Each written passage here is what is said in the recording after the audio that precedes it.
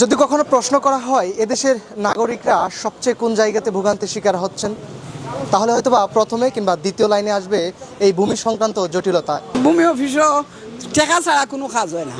এখানে মোট আমাদের 13 জনকে আমরা পর্চা দিছি, মোট আসছে মোট 20 জনের মতন। বর্তমান প্রেক্ষাপটে দেখা গেছে যে দালাল নির্মূল ক্যাম্পেইন করা হচ্ছে, কারণ দালাল দুরাতন নিরসনের জন্য বর্তমান সরকার অনেকগুলা ক্যাম্পেইন উদ্যোগ নিছে। সেই উদ্যোগের কারণে বর্তমানে দালাল নেই, বর্তমানে মানুষ ভূমি অফিসে গেলে নিরবিচ্ছিন্ন ভূমি সেবা পাচ্ছে।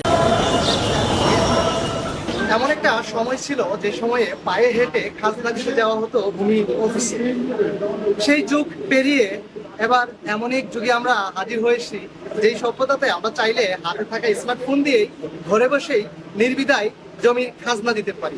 সংস্কার হয়ে গেছে আমাদের এই ভূমি সেবার মেলা। হচ্ছে আমি আপনাকে হয়তো আজকে নামজারি আজকে যে দিয়ে দিতে পারবো এরকম না, যদি প্রসেস ঠিক থাকে আমি আজকে আপনাকে নামজারিটা দিয়ে দিব।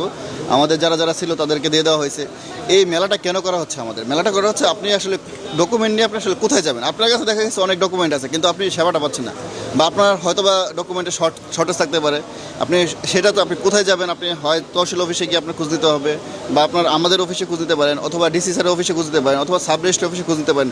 যে কোনো একটা জায়গায় কাটতে আসছে। এই মেলার কার্যক্রমটাই হচ্ছে মূলত হচ্ছে আপনাদের যদি কোনো ডকুমেন্ট থাকে এগুলো নিয়ে আসেন, আমরা এখানে আলাপ আলোচনা করে আপনাকে বলে দিব যে আপনি এই প্রসিডিউরে যান, আমরা পরবর্তী দিকটা দেখাই দিব। আর যদি আপনাদের ঠিক থাকে আমরা যে আমাদের LSFC আছে আপনি এখান থেকে আবেদন করতে পারবেন। প্রাতিষ্ঠানিক যে পাঠদানগুলোতে আমাদের ভূমি সংক্রান্ত বিষয়ে আসলে উঠতি লেভেলের ছাত্রছাত্রীদের কিন্তু কোনো কিছু বলা হয় না।